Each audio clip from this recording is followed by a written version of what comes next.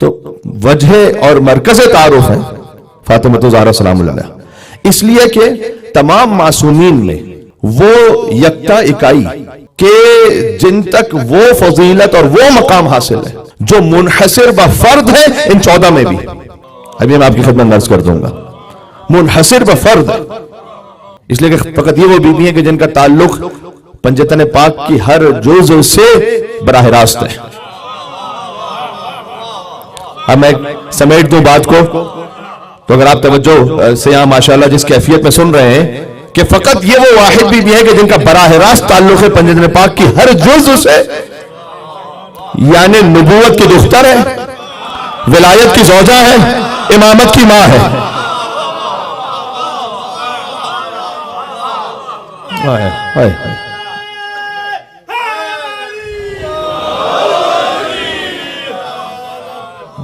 فقط یہ وہ بیوی ہیں جن کا تعلق ہر جز سے براہ راست ہے. تو غور فرمائیے گا، تمام ائمہ علیہ السلام ان کا تعلق رسول اللہ سے جوڑتا ہے بوسیلہ فاطمہ الزہرا سلام اللہ علیہا.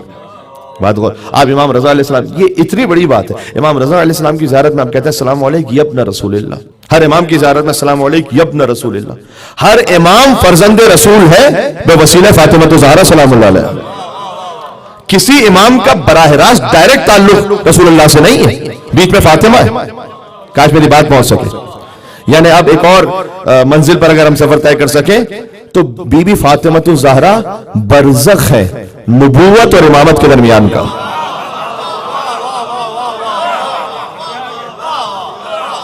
ایام فاطمیہ کی گفتگو ہے، پہلی منزل پر انشاءاللہ یہ کوئی تمیز استوار ہو جائے کہ برزخ ہے بی بی نبوت اور امامت کے درمیان. برزخ کہتے ہیں نا وہ مقام کے جہاں سے آپ کو ایک مقام سے گزر کر جانا ہے. یعنی برزخ ہم نے کیوں کہا؟ اس لیے کہ بی بی نبوت کا نتیجہ ہے اور امامت کا مقدمہ ہے.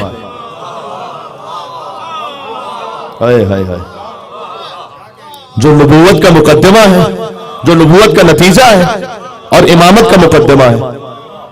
نبوت کا نتیجہ فاطمہ الزہرا، امامت کی تمہید فاطمہ الزہرا سلام اللہ علیہا. ہر امام متصل رسول اللہ سے بوسیلہ فاطمہ الزہرا سلام اللہ علیہا. اللہ اکبر. اب آپ غور فرما رہے ہیں، منحصر بفرد. اس لیے بقول شاعر کے کرتی ہے تیری ذات کبھی بات خدا سے، اور ملتی ہے محمد کو شفا تیری کے ساتھ سے. انی اجد فی بدنی ضعفا، یا رسول اللہ اگر آپ کو ضعف محسوس ہو رہا ہے تو آپ کسی طبیب کے پاس جائیے. آپ یہاں کیوں آئے در فاطمہ الزہرا پر؟ اس لیے کہ نبوت کو بھی جب ضعف محسوس ہو تو اسے شفا ملتی ہے چادر فاطمہ الزہرا سلام اللہ علیہا سے. اور راضی نظر آتے ہیں علی تیری رضا سے، کہ حسنین بھی بنتے ہیں سخی تیری عطا سے، کہ زینب بھی ہے پاکیزہ تیری پاک رضا سے. مرکز ہے بی بی فاطمہ الزہرا، اور بن جاتا ہے عباس بھی بس تیری دعا سے. اس پورے پاکیزہ ترین سلسلے میں اور آپ کہاں پر ہیں؟ ہم خوش ہیں کسی سے تو فقط تیری خوشی پہ. ہم خوش ہیں کسی سے، پورا دین آ جائے گا، تولا بھی تبرہ بھی یہاں پر. ہم خوش ہیں کسی سے تو فقط تیری خوشی پہ، اور جس سے تو ناراض ہو لعنت ہو اسی پہ.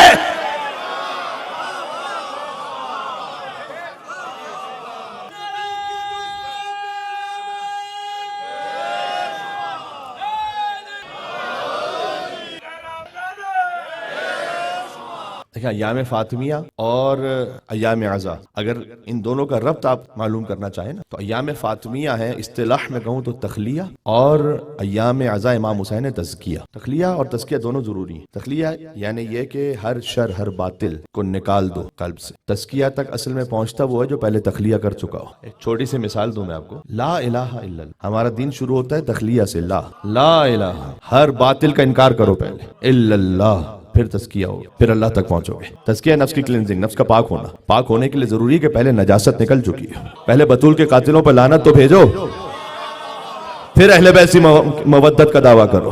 یہ منزل ہے تخلیہ، وہ ہے تزکیہ۔ ایک کہاوت کہی جاتی ہے کہ کنواں تھا، اس کے اندر ایک کتا گر گیا گاؤں میں، تو اب گاؤں والوں کے لیے پانی کا سورس وہی تھا، تو انہوں نے پانی نکالنے کے لیے کہ اب کتا گر چکا ہے تو چونکہ پانی نجس ہو گیا اور اس میں بو آنے لگی، تو انہوں نے کہا کہ بھئی پانی کو آپ کو کلینز کرنا پڑے گا، تو 10 15 20 ڈول جتنے ہو سکتا ہے نکال لیجئے تاکہ وہ پانی فریش ہو جائے۔ تو انہوں نے نکال لیے تو پانی ٹھیک ہو گیا، کچھ عرصے بعد پھر بو آنے لگی، تو کہا نہیں جناب شاید ہوتا ہے 100 ڈول نکالنے تو پھر شاید پانی صاف ہو، 100 ڈول نکالی تو پھر پانی صاف ہو گیا، کچھ عرصے بعد پھر بو آنے لگی۔ تو ایک حکیم صاحب وہاں سے گزر رہے تھے، انہوں نے کہا جناب یہ پانی تو نکال رہے ہو، پہلے کتا بھی نکالا ہے یا نہیں نکالا ہے؟ پہلے دل سے دشمنان اہل بیت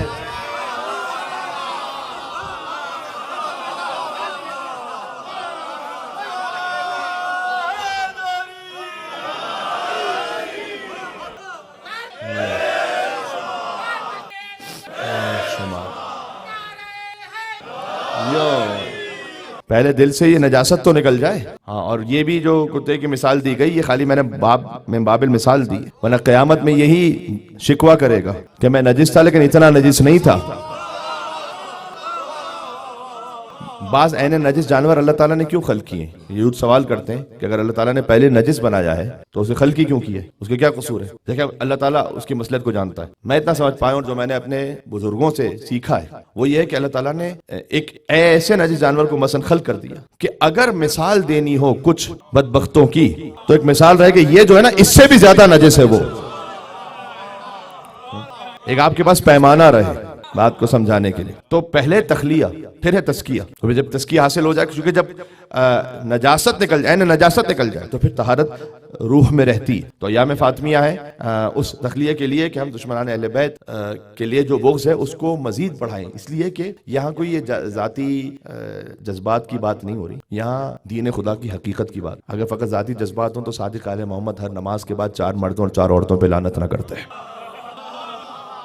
بھائی کمیل مہدی کو کام ذاتی جذبات میں کر سکتے ہیں، جوش میں آگے کچھ کہہ دیا، لیکن صادق آل محمد ہر نماز کے بعد جو خود لسان اللہ ناطق ہے، جو خود حجت خدا ہے، وہ ہر نماز کے بعد جب 4 مردوں 4 عورتوں پہ لعنت کریں۔ ابھی آپ مجھ سے نہ پوچھئے گا کہ وہ کیا بعد میں پوچھ سکتے ہیں آپ مجھ سے، اس لیے کہ ہمارے دین میں جہاں تبرہ ہے وہاں پر تقیہ بھی ہے، وہ بھی واجب ہے۔ فرمایا تقیہ تو دینی و دین و آبائی، امام اسلام نے فرمایا تقیہ میرا دین ہے، میرے آبا و اجداد کا دین ہے۔ تو اس لیے ہمیں کہیں پر وہ بات نہیں کہہ سکتے ہم کہ ہماری کسی بات کی وجہ سے کسی اور مومن کی جان و مال عزت و ناموس کے لیے کوئی مشکل پیش آ جائے۔ تو آپ نے یہ منتقل بھی کرنا ہے، سب سے پہلے تو خود سمجھنا ہے اس بات کو، اور اپنے بچوں میں منتقل بھی کرنا ہے، اور جو کچھ ممبر سے بیان نہیں ہو سکتا وہ آپ نے بیان کرنا ہے۔ لیکن یہ اتنی پابندی کے ساتھ امام علیہ السلام کرتے کہ 4 مردوں 4 عورتوں پہ امام جعفر صادق السلام لعنت کرتے۔ اب یہاں پہ کوئی اس کا مطلب ہے کہ یہ کوئی خدائی کام، یہ ایک الہی سنت ہے جیسے صادق آل محمد انجام دے رہے ہیں۔ اور میں اپنے ان بھائیوں سے بھی جو کبھی کبھار کسی یا تو بہکاوے میں آ کر یا اپنے کسی عذر کو تراشتے ہوئے آپ ان سے نماز کی بات کیجئے کہ جناب نماز دین کا ستون ہے، واجب ہے، کہتے ہیں قبلہ صاحب نماز تو یزیدی بھی پڑھتے ہیں۔ تو میں ان سے کہتا ہوں کہ جناب آپ یزید والی نماز کیوں پڑھتے ہیں؟ آپ حسین والی نماز پڑھیں نا،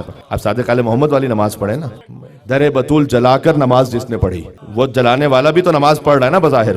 در بطول جلا کر نماز جس نے پڑھی میں اس پہ بھیج کے لعنت نماز پڑھتا ہوں۔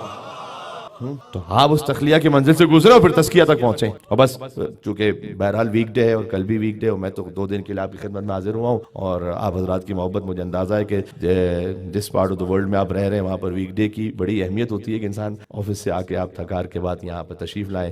محبت بی بی فاطمہ الزہرا سلام اللہ علیہا میں حب فاطمہ ینفع فی مئۃ موطن، حضور نے فرمایا کہ اے سلمان میری بیٹی فاطمہ کی محبت تمہیں 100 مقام پر کام آئے گی، یہ حضور مکرم کا وعدہ ہے۔ اے سر تلک المواطن، جس میں سے آسان ترین پتہ کیا ہے؟ میں آپ کو ایک مثال دوں، میں آپ سے کہوں کہ جناب مجھے آپ سے 2 کام ہے، ایک مشکل ہے ایک آسان ہے، آپ کہیں قبلہ وہ آسان والا بتائیے گا پہلے، یا مجھے $2 لاکھ چاہیے، یہ آسان کام ہے۔ آپ سوچیں گے مشکل پتہ نہیں کیا ہے، مثال دے رہا ہوں، مجلس کے بعد ہاتھ ملانے آ جائیے گا، ایسی کوئی بات، یہ فقط مثال دی۔ اچھا دیکھیے حضور نے فرمایا سیدہ سلام اللہ علیہا کی محبت 100 مقام پہ کام آئے گی، جس میں سے آسان ہے الموت۔ آپ بات کو سمجھے میں کیا عرض کرنے لگا ہوں؟ الموت والقبر، موت میں، قبر میں، میزان میں، صراط میں، حساب پر، یہ آسان ہے۔ یہ 5 حضور نے بیان فرمایا، باقی 95 میں بیان نہیں فرمائے، وہ کیا ہیں وہ اللہ جانے اور حضور جانے۔ 100 مقام پہ کام آئی۔ پھر فرمایا کہ جو میری بیٹی فاطمہ سے محبت رکھے وہ فقط جنت میں نہیں ہوگا، من احب ابنتی فاطمہ فهو فی الجنت معی، جنت میں ہونا اور بات ہے، جنت میں مصطفیٰ کے ساتھ ہونا اور بات ہے میرے ساتھ، وہ فقط جنت میں نہیں ہوگا، جنت میں میرے ساتھ ہوگا۔ جنت سے ایک درجے سے دوسرے درجے میں اتنا فاصلہ ہے جتنا زمین سے آسمان تک کا فاصلہ ہے۔ کچھ لوگ ہوں گے جنت کی خالی نعمتوں میں، نہروں میں ہیں، پھلوں میں ہیں، بس اس حد تک ہے، اور کچھ ہیں کہ جو جنت کی اس عالی ترین نعمتوں میں کہ جہاں دسترخوان امام حسین نصیب ہو جائے کسی کو، ہائے ہائے ہائے، جہاں رسول اللہ کی ہمراہی نصیب ہو جائے، تو کہیں کہ جنت میں وہ میرے ساتھ ہوگا۔ آپ یہاں جو ایام فاطمیہ کی مجلس میں تشریف لائے ہیں، محبت حضرت زہرا سلام اللہ علیہا میں، یہ جنت میں آپ کو رسول اللہ کے ساتھ کر دے گی۔